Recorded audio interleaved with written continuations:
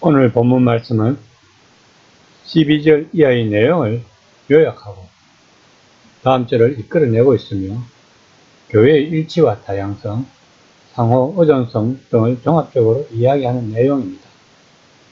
12장 27절 말씀입니다. 너희는 그리스도의 몸이요 지체의 각 부분이라. 본절은 구체적으로 교회에서 은사와 직임을 가진 사람들을 가리킵니다.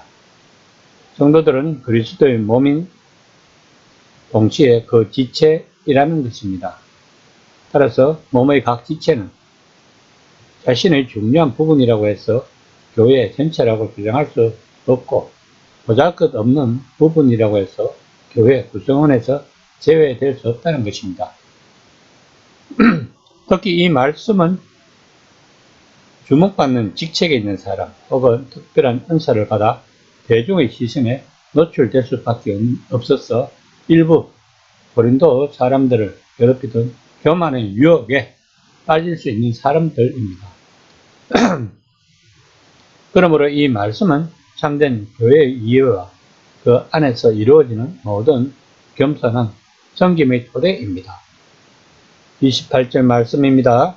하나님이 교회 중에 몇을 세우셨으니 첫째는 사도요, 둘째는 선지자요, 셋째는 교사요, 그 다음은 능력은 행하는 자요, 그 다음은 병 고치는 은사와 서로 돕는 것과 다스리는 것과 각종 방언을 말하는 것이라.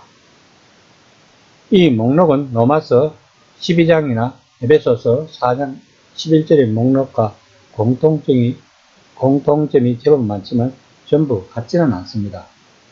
이런 기본 자료를 모두 하나로 취합해보면 하나님 백성의 풍성하고 다양한 삶을 알 수 있습니다. 바울은 영적 은사를 두 부류로 여깁니다. 먼저 가르침과 관련된 은사들, 그리고 대개 카리스마적 은사로 받아들여진 것들입니다. 그러나 이 모든 것은 하나님이 교회를 세우는 데 사용되는 은사들입니다. 만약 은사의 본질이 이렇다면 사람들에게 은사가 주어진 목적은 은사를 받거나 발휘하는 경험을 즐기는 것이 아닙니다. 물론 온전히 하나님이 부르신 대로 은사를 구비하는 데는 어떤 흥분과 기쁨이 있습니다. 하지만 핵심은 은사는 그것을 받은 개인을 통해 온 교회에게 주시는 하나님의 선물이라는 것입니다. 당연히 하나님은 다양한 사람들에게 은사를 주셔서 하나님이 적합하게 여기시는 대로 교회가 서로 연합할 수 있게 하십니다. 29절에서 30절 말씀입니다. 다 사도이겠느냐? 다 선지자이겠느냐? 다 교사이겠느냐? 다 능력을 행하는 자이겠느냐? 다 병 고치는 은사를 자이겠느냐? 다 방언을 말하는 자이겠느냐? 다 통역하는 자이겠느냐? 본절은 앞서 언급한 직분의 다양성과 상호 의존성을 다시금 분명히 하기 위해 의문형으로 반복하여 묻고 있습니다. 모든 목록에서 사도 다음에 선지자가 나옵니다. 이것은 가르침과는 구별되는데 이 말의 의미가 무엇인지, 또 선지자가 오늘날에도 여전히 중요한지에 대해서 신학자들 사이에 아무런 합의에 이르지 못했습니다. 선지자, 즉 예언의 은사를 성경 교육의 관점으로, 즉 특별한 통찰력으로 새로운 세대에 맞게 성경을 풀어내는 것으로 이해하는 사람들도 있습니다. 예언의 은사가 부활하신 주님의 말씀을 교회에 전해주어 성령의 능력 안에서 예수님이 백성들과 소통하시는 것과 관련이 있다고 주장하는 사람들도 있습니다. 이런 주장은 차츰 교육이나 성경 공부와 무관한 특별히 영적 선물로 흘러가서 방언이나 치유처럼 반자연적 혹은 초자연적 역사의 범주로 발전합니다. 그렇다면 예언이라는 교회 안에 특정 개인과 그룹들에게 특정한 말씀을 주시는 활동은 아닐까요? 아마도 그것은 8절 목록에 나오는 지혜의 말씀이나 지식의 말씀에 해당되는 것 같습니다. 바울의 가르침을 현대 교회에 어떻게 적용할 것인가를 생각해보면 전체로서의 교회는 유연해야 하며 모든 상황과 모든 장소에서 정확하게 동일한 형태의 사역을 고수해야 한다는 의무감을 느끼지 않아도 된다는 것입니다. 이처럼 하나님이 주시는 은사는 선물입니다. 이 선물은 그 시대의 문화와 사회적 여건에 맞게끔 주시는 것입니다. 그렇다면 현재 과학이 발전하고 과학이 발전한 상태에서 하나님이 주시는 은사는 무엇일까? 병 고침 은사는 필요성은 많지는 않을 것입니다. 31절 말씀입니다. 너희는 더욱 큰 은사를 사모하라.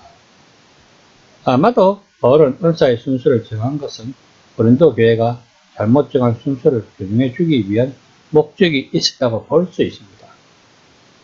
여기서 큰 은사들은 고린도 교인들이 자랑하고 크게 생각한 방언의 은사와 같은 것이 아니라 오히려 그들이 소홀히 여기는 가르치는 은사를 가리키고 있는 것입니다.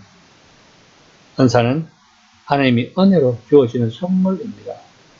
선물은 우리가 받고 싶다고 받는 것이 아닙니다. 주는 사람이 주고 싶어야 받을 수 있는 것입니다. 지금 바울은 우리가 큰 은사를 사모하라고 합니다. 그러면 지금의 교회에서 무엇이 가장 큰 은사일까? 그것은 하나님의 말씀대로 삶을 살아가는 것이 아닐까요? 바울 시대에는 신약 성경이 완성되지 않았을 때입니다. 다시 말하면 구약 성경만이 있었습니다. 그러나 우리는 신구약 성경을 다 가지고 있습니다. 그러므로 우리들은 복음에 대해서 많은 것을 말씀을 통해 알 수 있습니다.